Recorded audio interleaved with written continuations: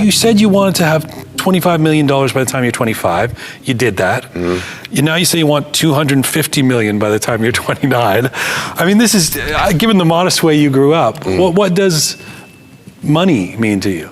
Well, I think less than the dollar value, it's just more about the idea of growth and business mindset too. You know, 25 million at the time seemed crazy to me, but when you start becoming a headlining touring act and, you know, brands want to get involved with you and you can go do private events and whatnot, it's, you know, you're capable of making it. And now I want to, you know, for sure, obviously keep touring, keep making music, but now I see that there's other ways, you know, as far as like, you know, this global ambassador thing, as far as maybe starting, I want to invent something. I want to start a company. I want to do something that has maybe nothing to do with music. Why do you care so much about success? Have you figured that out?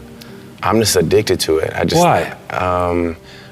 I think that I've sacrificed so much for it already and dedicated so much of my time that I have to push it as far as I possibly can, because I've given up a lot of years as far as maybe like nurturing like personal relationships go, and you know, trying to build things like a family or a relationship, or I don't do any of that. I just kind of work.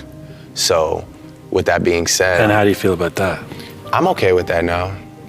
At this point in my life, I'm okay with that. I think it's a great age to be doing that. You know, I think maybe in 10 years, if I'm still in that mindset, I might have to like come sit back down with you and be like, yeah, we gotta have it.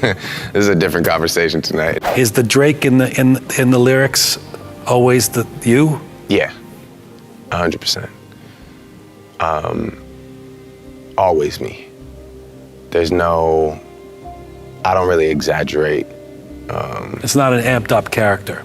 It's not. No, it's just how I feel inside. You know, of course, my feelings inside are always going to be amped up. You know, like I said, I was taught by a phenomenal woman, my mother, how to conduct myself on a day-to-day basis. So the person that you meet is always, or I mean, hopefully, I'm always going to be somebody who's, you know, pleasant to deal with. Definitely, when I started to get into my teens, is when I started to take an interest in becoming a musician. You know, I remember initially I was like thinking of being a DJ. You know, I went to play the record and bought like some turntables and some records, and you know, I thought that would be kind of like maybe a moment for me, and that was maybe like at the beginning, very beginning of high school, you know.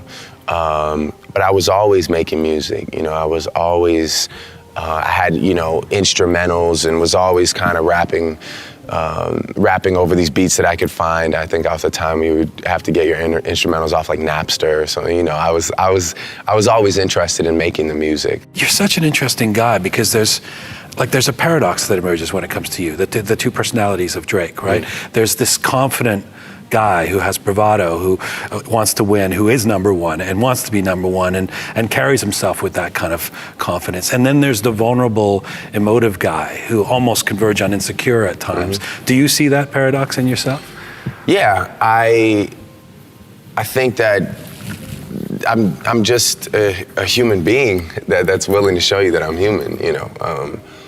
I don't know if it's a paradox or if it's like some rare character trait. It's just that a lot of people will only show you the confident side, especially in music, because the vulnerable side is like, they don't want to go there. You know, I'm okay with going there. That to me is supreme confidence. The fact that I could express, you know, the issues that I'm having with family, with women, or with self. You know, the fact that I can express that is, to me, the ultimate confidence.